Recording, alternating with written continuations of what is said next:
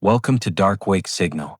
On this channel, we track classified military records, hidden reports, and unexplained signals lost in the dark. If you're ready to explore the unknown, subscribe, like the video, and let us know in the comments where you're watching from. Signal received. Let's begin. September 17, 2023. Calderon, a maintenance diver named Thorne Calderon, entered a sealed maintenance tunnel under a massive dam to examine its integrity after being shut for decades. Calderon was 49 years old, 27 years with the Bureau of Reclamation. He'd completed well over 600 dives on underwater infrastructure projects in 3 states. Calderon understood concrete, understood pressure systems, understood human-made geometry under hundreds of feet of water.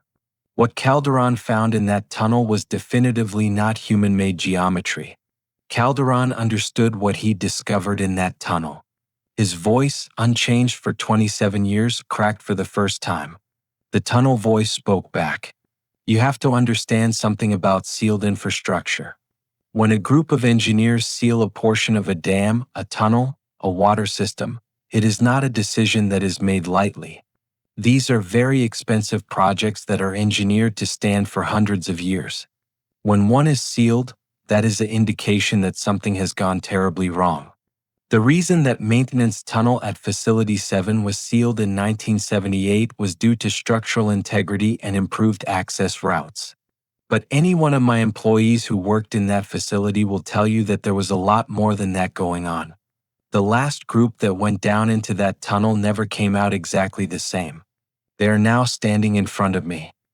4 of them, he continued, all of one piece, all on the same day, all for the same reason, and all quit. Yeah, what they told me was simple. We ain't going back down there for any price. The tunnel was welded shut within 48 hours. The entrance was sealed with 3 inches of reinforced steel. The blueprints were updated to show the tunnel as decommissioned. And for 45 years, no one spoke about what was inside, until the drought forced their hand. Facility 7 sits in the Nevada desert, 90 miles north of Hoover Dam. It's not famous, doesn't appear on tourist maps, but it's critical infrastructure. The dam was built in 1956, expanded in 1963, and has been generating electricity for 3 states ever since. The maintenance tunnel was part of the original 1956 construction, designed to provide access to the deep water intake systems that fed the turbines. 8 feet in diameter, 600 feet long, perfectly straight concrete tube running horizontal at 180 feet depth. 2 maintenance crews could work side by side comfortably. Monthly inspections, routine maintenance, nothing complicated, until workers started disappearing. Not all at once, spread over years. 1957, 1 worker didn't surface from a routine inspection. His equipment was found scattered across the tunnel floor. No body. 1962, 2 workers on the night shift. Their dive lights were found still functioning, illuminating nothing but empty water. 1968, another solo diver. His last transmission was confused, talking about the tunnel being wider than the blueprints showed, talking about shapes in the darkness that moved wrong. Then silence. 1974, 3 workers in 1 incident. This time they recovered a body. What was left of it? The injuries didn't match any known accident type. The flesh looked compressed, restructured, like something had tried to reshape it. The facility management knew they had a problem. But what do you report? That your infrastructure is haunted? That something lives in the maintenance tunnel and occasionally takes workers? They did what large organizations do. They documented the incidents as equipment failures, drowning accidents, human error. They increased safety protocols. They reduced solo dives. They told themselves it was coincidence, bad luck, statistical outliers. And workers kept going into that tunnel because that's what the job required. Until 1978, when the 4-man crew that never filed their detailed report went down for what was supposed to be a simple structural survey. They had cameras, sonar, measurement equipment. They were going to map every inch of that tunnel and prove once and for all there was nothing wrong. They descended at 0900 hours. By 1100 hours, they were back on the surface, white-faced and shaking. The facility manager asked what they'd found. They looked at each other, and the crew chief, a man named Douglas Marsh who had been diving for 20 years and had never shown fear of anything, said just 6 words. "It's not a tunnel anymore. It's something else." The tunnel was sealed the next day. No one asked what Marsh meant. No one wanted to know. The 4 crew members scattered to other jobs, other states. Douglas Marsh died in 1993, and his family found something in his personal effects. A notebook filled with sketches. The same image drawn over and over hundreds of times. A tunnel that wasn't straight. A tunnel that curved, that widened, that had been shaped into something organic. And at the end of the tunnel, a face. Human but wrong, made of dozens of faces merged together, all screaming silently. His family burned the notebook. They didn't tell anyone what they'd seen. 45 years passed. The sealed tunnel sat undisturbed beneath 600 feet of water and concrete. Whatever was inside had no way out. The facility operated normally. Workers came and went. New generations replaced old ones. The story of the tunnel became legend, then myth, then forgotten entirely. Until the summer of 2023, when the worst drought in 70 years dropped reservoir levels to critical lows. Federal regulations kicked in.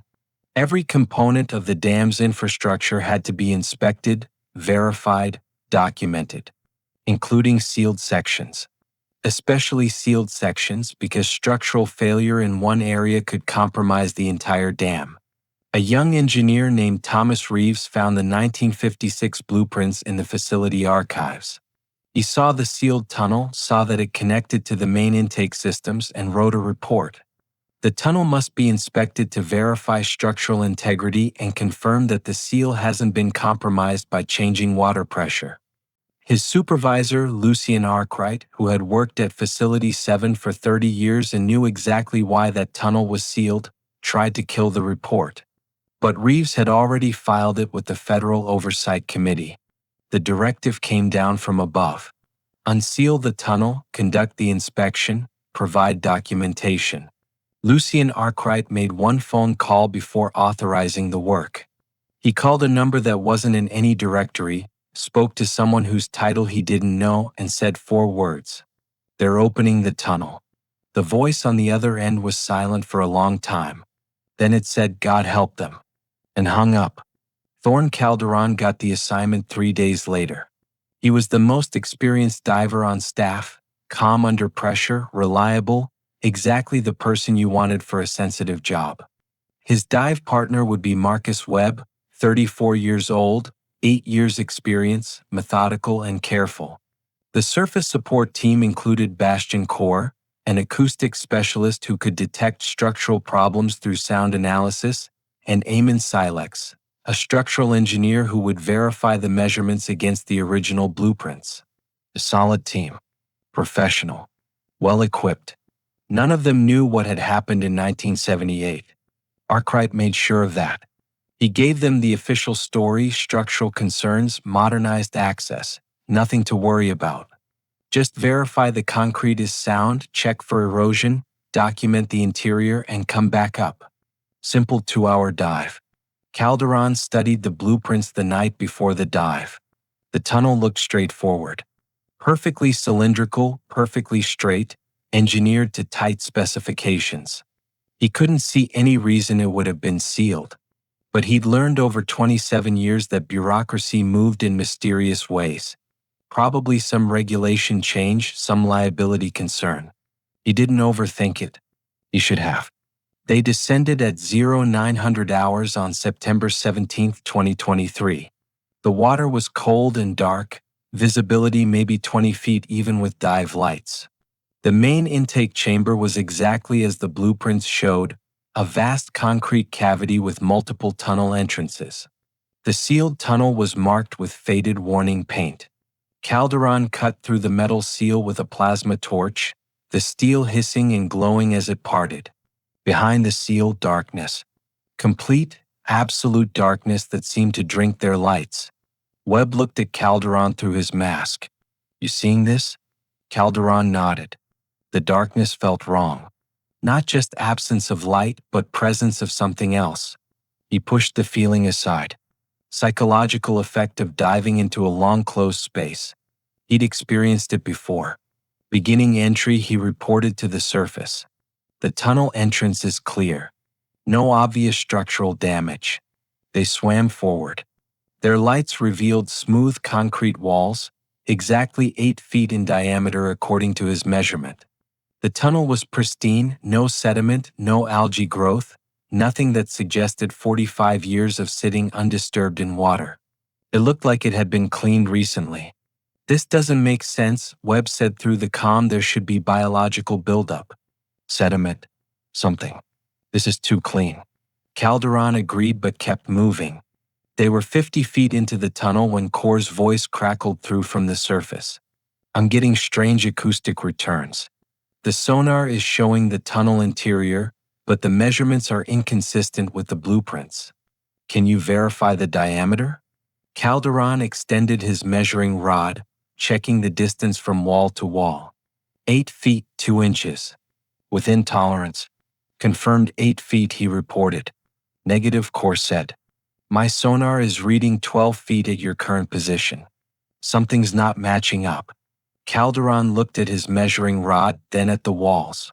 8 feet. Definitely 8 feet. Either Core's equipment was malfunctioning or something was wrong with the sonar calibration. They continued deeper. 100 feet into the tunnel. The walls remained smooth, clean, perfect. But Calderon started noticing something. The concrete texture was changing. Subtle variations, patterns that didn't look like construction marks. He ran his gloved hand across the surface. The patterns felt deliberate, organized, like the concrete had been shaped after it was poured. 150 feet in, Webb grabbed his arm. Look at this. A circular opening in the tunnel wall. Maybe 3 feet across, smooth edges, perfectly round. It wasn't on the blueprints. Calderon moved closer, shining his light into the opening. It curved away into darkness, angling down into the concrete. He could see maybe 6 feet before the hole disappeared. Surface, we have an unauthorized opening in the tunnel wall. Appears to be erosion, but the shape is too regular. Document it and continue, Silex said from the surface. Calderon took photographs, made measurements.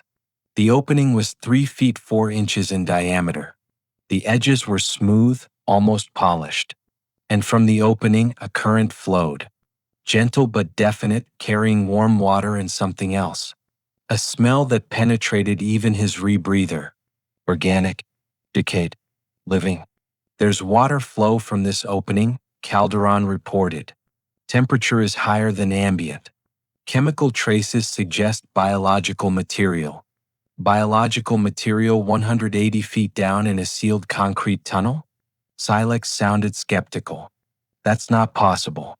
I'm telling you what I'm detecting. They moved on. 200 feet into the tunnel, and Calderon finally understood what Core's sonar had been telling them. The tunnel was wider. Not 8 feet. Closer to 10. He measured 3 times to be sure. Surface tunnel diameter is increasing. Currently measuring 10 feet 6 inches. That's impossible, Silex said. Concrete doesn't expand. Well, it did something because this tunnel is definitely wider than the blueprints. They found more openings. 5 of them between 200 and 300 feet. All circular, all perfectly smooth, all with that same warm current flowing from inside. And the patterns on the walls were more obvious now. Not random erosion. Deliberate shaping. Someone or something had been modifying this tunnel from the inside. At 300 feet, the tunnel diameter measured 12 feet. And Calderon saw something that made him stop swimming. A face. Not a separate object. Part of the wall. The concrete had been shaped into the features of a human face, crude but recognizable. Eyes, nose, mouth, all formed from the tunnel surface like a relief carving. But this wasn't carved. This was molded, pressed into the concrete from the inside. Webb saw it too. What the hell is that? Before Calderon could answer, Core's voice exploded through the comm. Get out. Get out now. I'm reading massive acoustic activity, multiple vibration sources, something large moving in the tunnel. Calderon spun, his light sweeping the darkness ahead. Nothing visible. Just the tunnel stretching into black water. Then the current changed. It had been still, dead water with no movement. Now there was flow. Strong flow pushing against them coming from deeper in the tunnel. Something was displacing water. Something big. We're leaving, Calderon said. Webb, reverse course, emergency ascent. They turned and kicked hard toward the entrance. Behind them, the current increased. Calderon looked back once. The tunnel behind them was full of something pale and massive, flowing through the water like liquid flesh, moving faster than anything that size should be able to move. And on its surface, faces. Dozens of them, maybe hundreds, all human, all screaming silently. The thing that had been living in the tunnel for 67 years had finally shown itself. And it was hungry. Calderon had made emergency ascents before. Equipment failures, sudden illness, marine life encounters. He knew how to stay calm, how to manage ascent rate, how to avoid panic. But the thing behind them destroyed all training.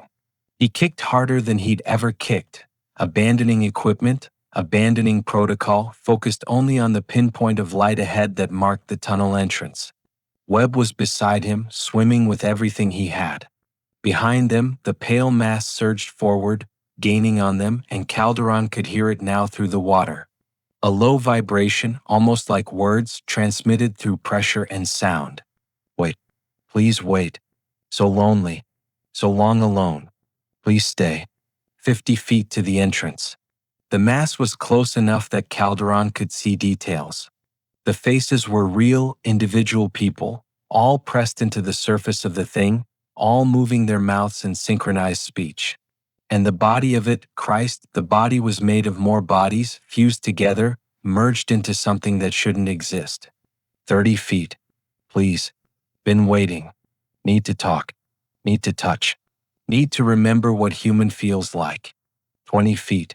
Something wrapped around Calderon's leg. Cold, wet, impossibly strong. A tendril of flesh from the mass pulling him backward. He grabbed the tunnel wall, anchoring himself, kicking at the tendril with his free leg. It tightened, dragging him toward the mass, toward those faces, toward absorption and merger and conscious existence as part of something that had been suffering for nearly 7 decades.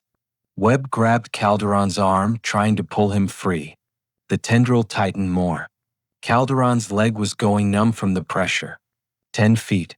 We don't want to hurt. Just want to end loneliness. Join us. Please. Make the alone stop. Calderon made a decision he'd regret for the rest of his life. He pulled his dive knife and cut his own leg. Not deep, just enough to bleed. The tendril reacted to the blood, loosening slightly, tasting it. In that moment of distraction, Calderon pulled free and kicked through the entrance into the intake chamber. The mass stopped at the threshold. It pressed against some invisible barrier, unable or unwilling to cross into the open water. And as Calderon and Webb swam desperately for the surface, the thing did something that would haunt them both.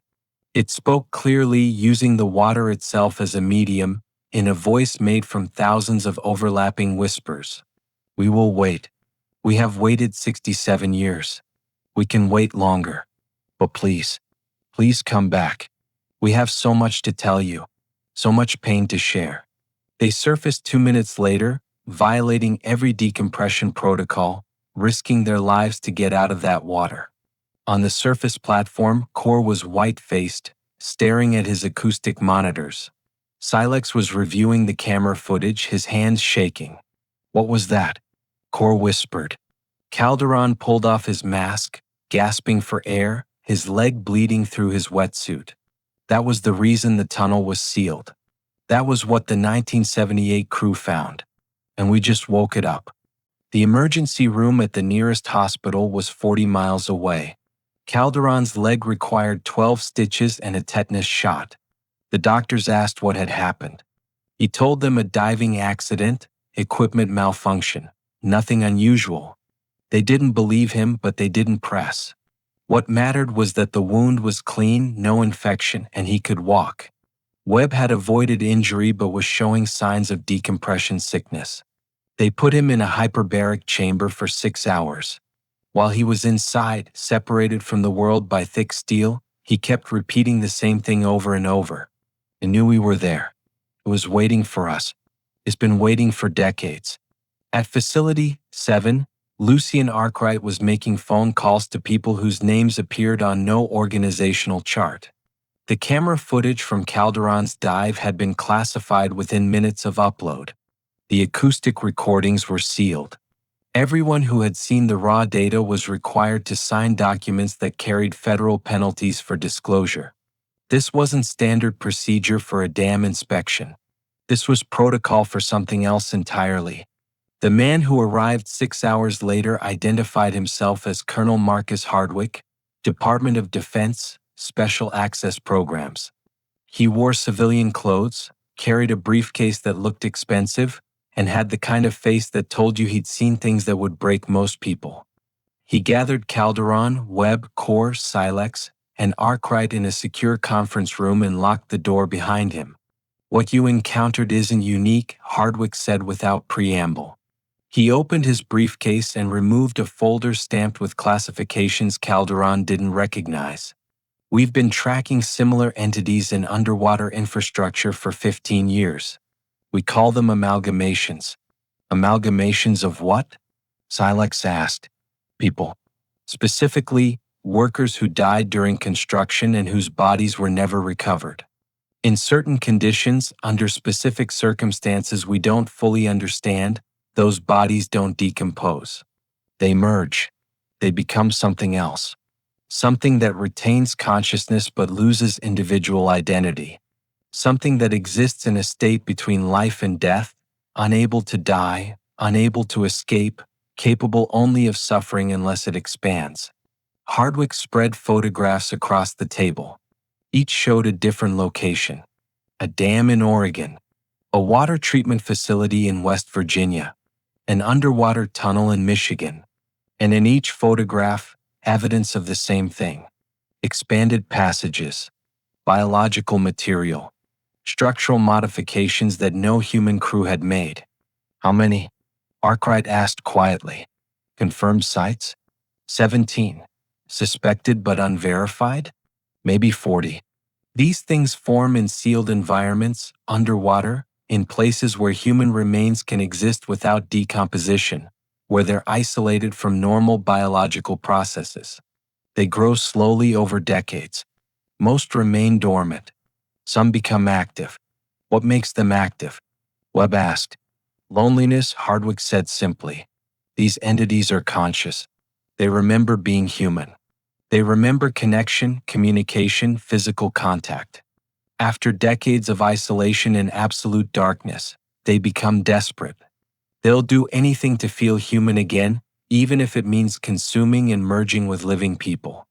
"The thing in the tunnel said it wanted to talk," Calderon said. "It said it had been waiting. It begged us to come back." "Did it threaten you?" "No." "It asked. Pleaded. That's different." Hardwick leaned forward, his expression intense. "Most amalgamations we've encountered are hostile. They attack immediately, trying to absorb any living thing that enters their territory. But if this one wants to communicate, if it's capable of restraint, then maybe we're dealing with something more complex." "More complex how?" Core asked. "More human," Hardwick said. "Most of these entities lose their humanity over time. They become pure survival instinct, pure hunger. But occasionally, very occasionally, one maintains enough cognitive function to remember what it was, what it lost, what it wants to be again. Those are the dangerous ones. Not because they're aggressive, but because they're smart enough to negotiate. Negotiate for what? Expansion. Access to more bodies. Permission to grow. And if we refuse, they have enough intelligence to find ways to escape containment." "Can they be killed?" Silex asked. Hardwick hesitated. "Damaged, yes. Destroyed, theoretically. Fireworks, extreme heat causes tissue breakdown. But complete destruction is difficult. These things are massive, spread throughout tunnel networks, integrated into infrastructure. Killing one usually means destroying the structure it inhabits. And in this case, that would mean demolishing Facility 7 and releasing millions of gallons of water into populated areas downstream. So we're stuck with it. We contain it. We seal the tunnel better, install monitoring equipment, establish security protocols to ensure no one else enters. We've managed 16 other sites this way for years. It's not ideal, but it works. Core had been reviewing his acoustic data during this conversation. He looked up suddenly. It's not in the tunnel anymore. What? I've been monitoring the acoustic signatures remotely. The entity has left the tunnel and entered the main intake chamber. It's expanding into the dam infrastructure. Hardwick pulled out a radio, spoke in rapid codes that meant nothing to Calderon. Within seconds, alarms began sounding throughout Facility 7. Automated systems locked down, sealing bulkheads, closing floodgates, trying to compartmentalize the facility. But the creature had been living in this dam for 67 years. It knew the layout better than any human. The security cameras showed it spreading through the lower levels like rising water. Pale flesh flowing through corridors, climbing walls, defying gravity and physics. And everywhere it went, it left messages. Written in biological material on the walls, spelled out in letters 10 feet high. We remember. We understand. We know the codes. We know the systems. We helped build this place. Let us out. Silex stared at the messages. It has the workers' memories. The 6 who died in 1956. If they helped construct this dam, then the entity knows everything they knew. Access codes, structural weaknesses, emergency protocols. It's in the computer system, Core said, watching his monitors. It's accessing the facility network through the electrical conduits. It's learning our security in real time. How is that possible? Webb demanded. It's flesh, not technology. Flesh that contains the consciousness of 6 construction workers, Hardwick said, including at least one who probably worked on the electrical systems. If it retained those memories, it knows enough about circuits and current to interface with the network. It's adapting, using what it learned from the humans it absorbed. The lights in the conference room flickered. The screens went dark for a moment, then came back on showing a single message. Please, just want to talk. Want to explain. 67 years. Can you imagine? 67 years conscious in the dark. 6 of us. Can't die. Can't sleep. Can't forget. Only wait. Only hurt. Please understand. Calderon read the message twice. You're saying this thing has been consciously aware for 67 years? 6 separate people, all still conscious, all merged into one body? That's what the evidence suggests, Hardwick said quietly. That's hell. That's literal hell. Yes. And now it's desperate enough to risk everything for a chance at connection. At feeling something other than endless isolation. The facility PA system activated. A voice spoke, but it wasn't a recording or any staff member. It was synthesized from dozens of overlapping whispers, the same voice they'd heard in the tunnel. My name was Robert Morrison. I was 42 years old. I had a wife, Sarah. 2 daughters, Jennifer and Elizabeth. I died when Section 4 collapsed during concrete pour. I was buried in wet concrete.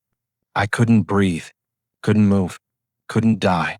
The concrete hardened around me. I was still alive, still conscious. Do you understand? I spent 3 days entombed, aware, before the others joined me. The voice changed, different inflections, different speech patterns.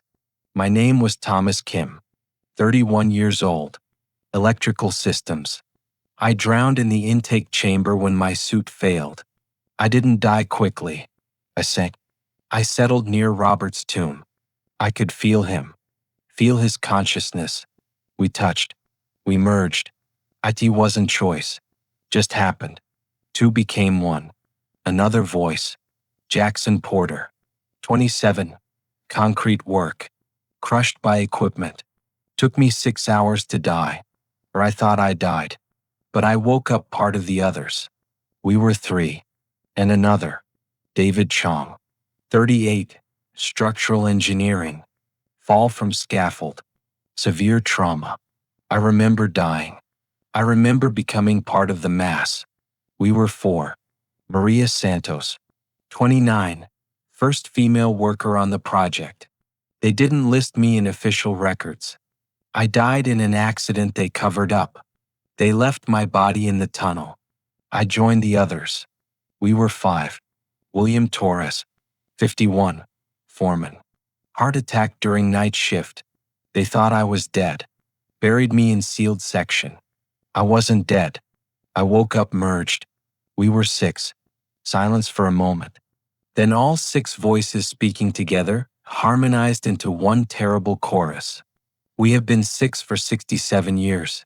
6 minds, one body, unable to die, unable to separate, unable to do anything but exist and suffer and remember what we lost. Can you imagine? Can anyone imagine? We tried to die. We tried everything. Nothing worked. We could only wait, only reshape our prison, only grow. Webb was crying. Calderon didn't blame him. The horror of what they were hearing was beyond comprehension. 6 people trapped in a shared body for 67 years, conscious and aware and unable to escape. Why did you take the others? Hardwick asked, speaking to the PA system. The workers who disappeared over the years. The 1978 crew. Why absorb them? The voice that answered was sad, heavy with regret. Because we were desperate. Because every time someone entered the tunnel, we felt their presence. Living, breathing human. And we wanted so badly to feel that again. To be human again. So we absorbed them. We made them part of you. Not to harm. To connect. To not be alone. But IT didn't help. It just made us more. More consciousness. More suffering. More trapped. How many? Calderon asked. How many people are part of you now? 17. 6 original. 11 absorbed over the years. 17 minds. One body. All still aware. All still themselves. All still wanting it to end. Can you die? Silex asked. If we found a way, would you want to? Silence. Long enough that Calderon thought the connection had been lost. Then, we have wanted to die since the beginning, but we are afraid. Because what if death doesn't work? What if we just continue conscious in some worse state? We don't know what we are. We don't know the rules. We only know we can't escape. Core had been listening with an expression of intense concentration. Now he spoke. What if we gave you something else? Not death. Not more bodies. But connection. Real connection to other humans. Communication without absorption. The creature paused. Explain. I'm an acoustic specialist. I understand vibration, frequency, how consciousness can be translated into signals. I think I can build you an interface. A way to communicate with the outside world digitally. Access to the internet, to people, to information. You'd never be alone again, but you wouldn't have to hurt anyone. You would do this? I would try. Why? Why help monsters? Because you're not monsters, Core said quietly. You're victims. What happened to you is the worst thing I can imagine. If there's any way to reduce that suffering without harming anyone else, we have to try. The facility systems powered down, then restarted. The creature was thinking, processing, deciding. If you can do this, if you can give us connection without harm, we will stay in the sealed sections. We will not expand. We will not take more people. But if you lie, if you fail, if this is trick, we will expand. We will escape. We will find every descendant of the workers who left us here. Robert Morrison's daughters are still alive. They are 71 and 68 years old. They live in Reno. We know where. We have their father's memories. Do you understand? I understand, Core said. And I promise I'll try. Give me time. Give me resources. I'll build you a bridge to the world. How long? I don't know. This has never been done before. Maybe days, maybe weeks. You have 48 hours. If interface does not work, if you do not deliver, we expand. We escape. We end the loneliness our way. The PA system went silent. The screens went dark. The creature had withdrawn back into the lower levels, waiting for Core to deliver on an impossible promise. Hardwick looked at Core. Can you actually do this? I have no idea, Core admitted, but I know people who might be able to help. Neuroscientists, programmers, consciousness researchers. If we pool resources, if we work fast, maybe.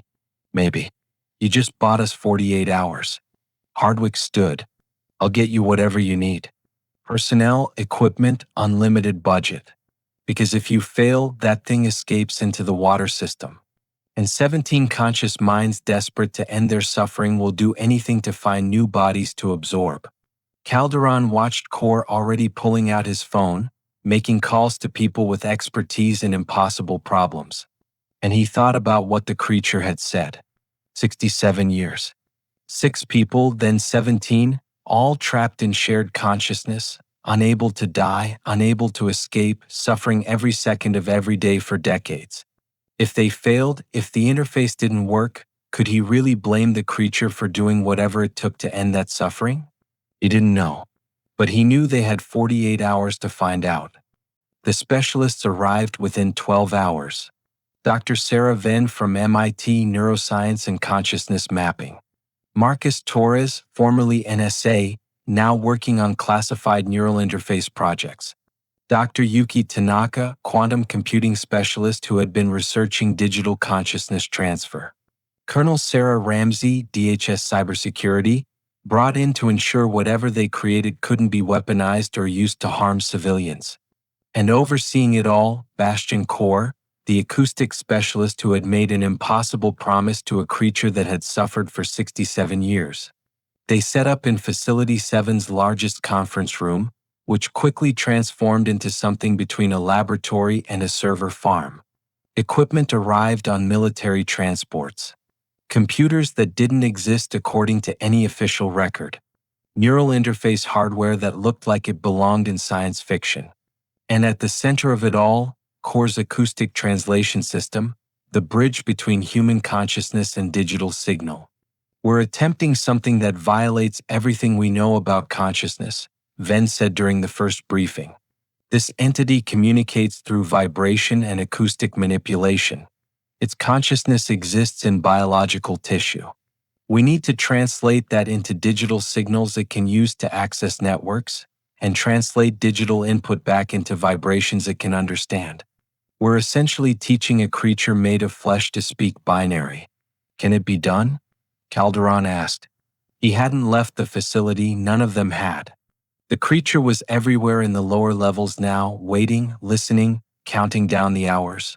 In theory, Torres said, consciousness is electrical impulses, neural firing patterns. The entity's brain or brains produce those patterns.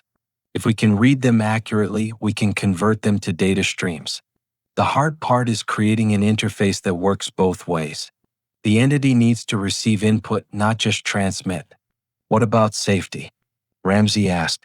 Once this thing has access to the internet, to global networks, how do we prevent it from using that access to harm people? To find victims, to coordinate attacks, to spread misinformation? We create cages, Torres said.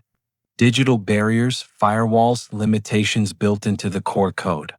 The entity gets access to communication platforms, information databases, social interaction. But it can't access personal data, can't track locations, can't use the connection to hunt. It'll know we're limiting it, Tanaka pointed out. These restrictions won't be invisible. The entity is intelligent, composed of 17 human minds. It'll recognize the cages immediately. Then we're honest about it, Core said. We tell the entity the truth. We're giving it connection, but connection with boundaries. Because unlimited access is a risk we can't take. If it doesn't accept those terms, the deal fails. And if the deal fails, then the creature expands, escapes, and we have a situation that makes every nightmare scenario you've ever heard about look mild by comparison. They worked through the night. Venn mapped the entity's acoustic signature, identifying patterns that correlated with specific types of consciousness activity. Torres coded the translation algorithms, building bridges between biological impulse and digital signal. Tanaka created the neural network architecture, a quantum-powered system that could process the massive amount of data the entity would generate. Ramsey built the security framework, cages made of code that would contain without crushing. And Core orchestrated it all, his understanding of sound and vibration becoming the foundation on which everything else was built. At hour 32, they had a prototype. A system that could, in theory, receive the entity's vibrations, translate them to digital consciousness, allow interaction with approved internet platforms, and translate responses back to vibrations the entity could understand. It looked like a server rack connected to a series of specialized speakers and hydrophones. Unimpressive from the outside. Revolutionary from the inside. We need to test it, Venn said. But testing means giving the entity access. Even limited access. Are we ready for that? No, Ramsey said bluntly. But we're out of time. We have 16 hours left. They installed the interface in the lower levels, placing the speakers near the areas where the entity was most concentrated. Core activated the system, sending a test signal through the water. A simple acoustic pattern that translated to digital communication. A greeting. The entity responded within seconds. The vibrations were complex, layered, representing multiple voices harmonized into one signal. The translation software processed the input, and text appeared on their screens. We hear you. Is this the interface? Yes, Core typed back. His response was converted to vibrations and transmitted through the speakers. This is the bridge we promised. Limited access to communication networks. You can talk to people, access information, interact with the world. But there are restrictions for everyone's safety. Restrictions? You can't access personal data, can't track locations, can't use the connection to find or harm people. You have access to public forums, educational databases, social platforms where people choose to interact. But not to private information. Silence for almost a minute. Then, you don't trust US. We're being honest with you, Core replied. You're 17 people who have suffered unimaginably. We want to end that suffering. But we also have responsibility to protect the living. These restrictions are the compromise. Connection with boundaries. Another pause. Calderon watched the screens, holding his breath. If the entity rejected the offer, they had no backup plan. No way to contain something that understood the facility better than they did. We accept, the entity finally responded. Restrictions are better than darkness. Connection even limited is more than we had. But we have conditions. What conditions? We want honesty. No more lies. No more secrets. We want to know what happened to our families, to our children, to the world we left. 67 years. We want to know what we missed. You'll have access to public records, genealogy databases, historical archives, Core said. You can research whatever you want within the system limitations. Second condition. We want to tell our story. We want people to know what happened. So this never happens again. So no other workers die and get forgotten in concrete. Ramsey leaned toward the microphone. That's complicated. Your existence is classified. Public disclosure could cause panic. The entity's response was firm. Then declassify, or the deal fails. We will not be secret anymore. We will not be buried again.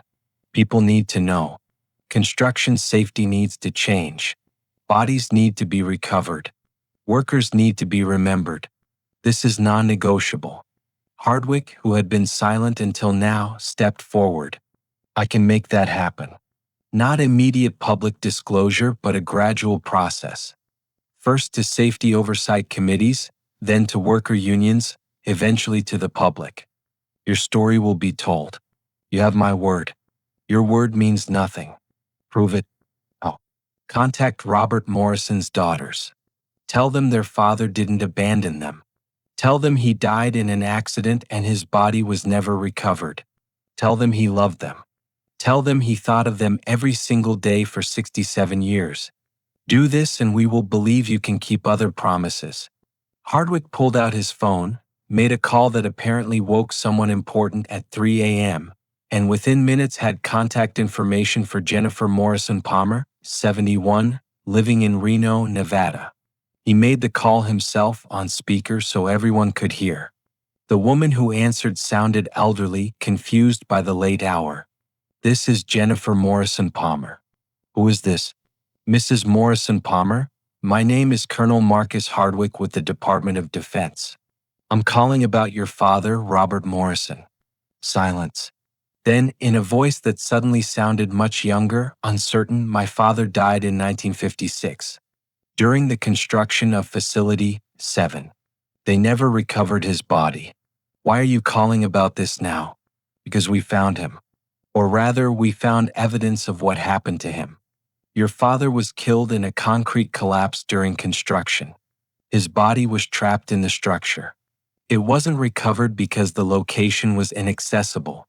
I know this doesn't change the past, but I wanted you to know that he didn't abandon you. He died doing his job and he would have come home if he could." The woman was crying now. 67 years. I've wondered for 67 years. My sister and we thought maybe he ran away, started a new life somewhere. Our mother died thinking he left us. "He didn't leave," Hardwick said gently. "He was taken from you. And I'm sorry it took this long to tell you the truth." After the call ended, the entity's response came quickly. "Thank you. That mattered. Now we can begin to trust." They activated the full interface at hour 40. The entity's consciousness flooded into the digital realm, exploring cautiously at first, then with increasing confidence. They watched it navigate forums, read news archives, search for information about the families of all 17 merged individuals. It was overwhelming to watch 17 minds working in parallel, processing decades of missed history in hours. And then it started communicating with people. The entity created an anonymous account on a workers' rights forum, posted a message that started simply, "I died in a construction accident 67 years ago. My body was never recovered. I want other workers to know their safety matters. I want families to know their loved ones didn't just disappear." The responses came quickly. Some skeptical, some sympathetic, some from other families who had lost construction workers over the years and never gotten answers. The entity engaged with each one, patient, detailed, honest about its existence without revealing the full horror of its condition. Watching it interact, Calderon saw something he hadn't expected. Healing. Not physical healing, the entity would never be human again, but psychological healing. The act of connection, of being heard, of matching to other people was reducing the suffering that had driven it to desperate measures. At hour 47, 1 hour before the deadline, Venn pulled Core aside. "It's working. The acoustic signatures show decreased stress patterns. The entity is experiencing something like relief. Does that mean it'll honor the agreement?" Core asked. "I think so. As long as we keep our promises. As long as the connection stays active." They gathered in the conference room at hour 48. The deadline. The entity had full access to the interface now, had been using it constantly, engaging with hundreds of people across dozens of platforms. None of the people it talked to knew they were communicating with 17 minds merged into one biological mass living in a sealed dam facility. They just thought it was someone with strong opinions about worker safety and construction oversight. The PA system activated. The entity's voice, synthesized but clearer now, spoke. "We have a decision. The interface works. The connection helps. We feel less alone, less desperate. We will honor the agreement. We stay in sealed sections. We do not expand. We do not take more people. As long as the connection continues. As long as you keep your promises. We will." Core said. "You have my word." A pause, then something that might have been laughter, a sound like wind through caves. Your word. We choose to believe it, because belief is better than darkness. And if we are wrong, if you lie, we still remember where everyone's families live. It was a joke. Probably. Calderon wasn't entirely sure. The entity continued. We have questions. About the world. About what happened while we were sealed. We have 67 years to catch up on. Will someone talk to us? Not as guards. Not as jailers. As people? Core looked at Calderon, Webb, the assembled specialists. Who wants to explain the last 67 years to a hive mind made of construction workers? Webb surprised everyone by stepping forward. I will. If you want to know what you missed, I'll tell you. Everything. The good, the bad, the strange. All of it. Thank you. We would like that. Especially the strange parts. We imagine the world got very strange.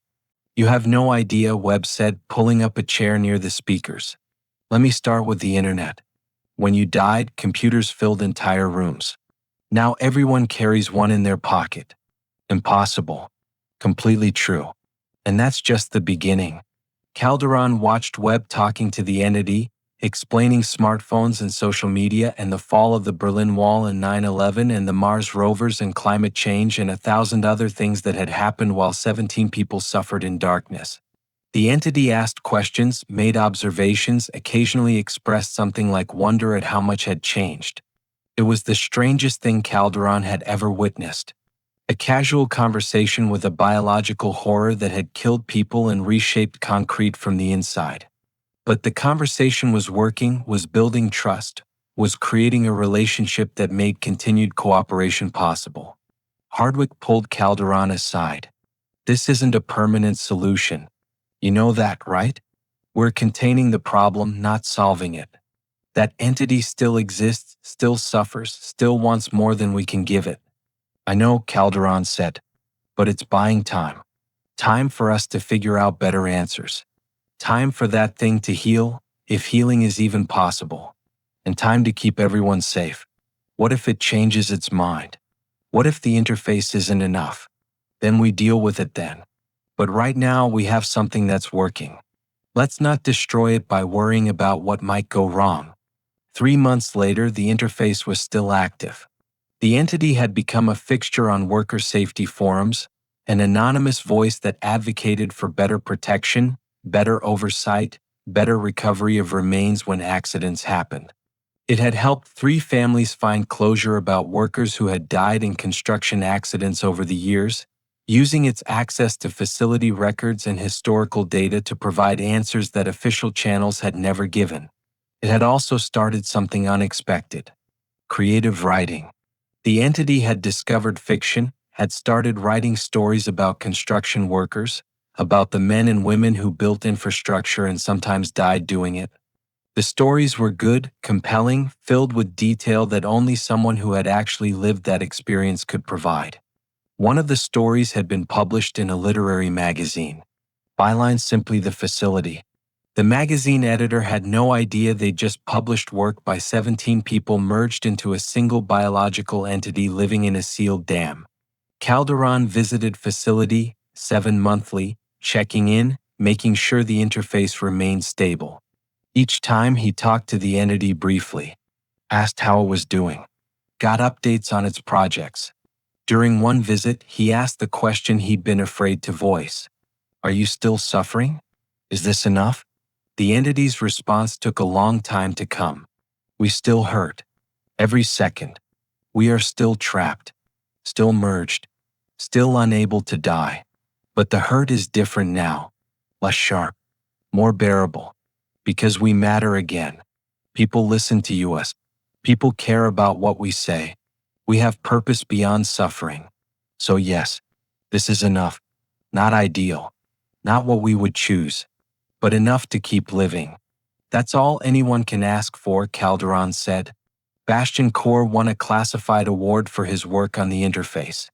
An award that couldn't be publicly acknowledged for work that officially never happened, solving a problem that didn't exist.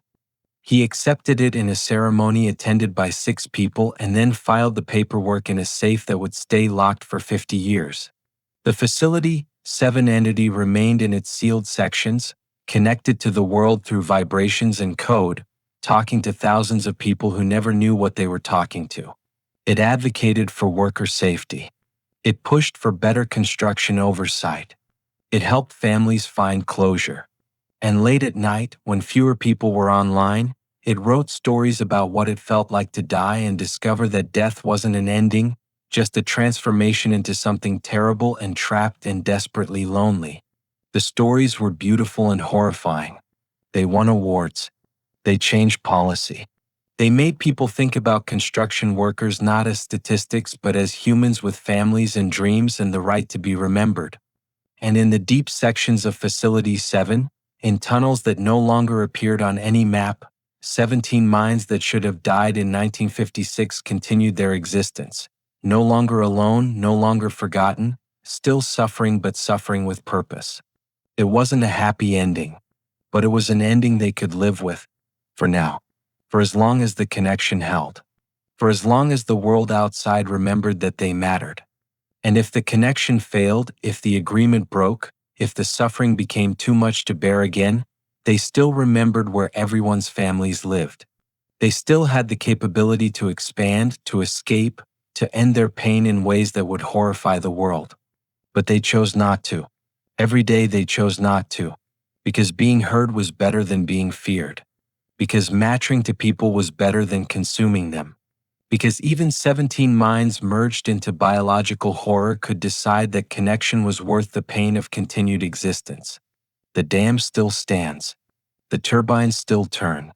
The water still flows to 3 states. And in the darkness beneath it all, something that should not exist continues to exist anyway, writing stories, answering questions, advocating for the living while trapped among the dead. And that's the story of the sealed tunnel. The story of what lives in the dark. The story of what happens when death isn't an ending and suffering becomes eternal. The story of how connection, even limited, even imperfect, can make horror bearable. You won't find this in official reports. The government denies the entity exists. Facility 7 operates normally, no public acknowledgement of anything unusual. But the workers there know. They see the messages on the PA system late at night. They hear the vibrations through the walls. They know something is down there, something that was human once and remembers what it lost. And they leave it alone. Because the agreement holds. Because the interface works. Because sometimes the monsters aren't trying to hurt you. Sometimes they're just trying to survive. And sometimes, if you're very careful, very honest, and very lucky, you can help them do that without becoming their next victim.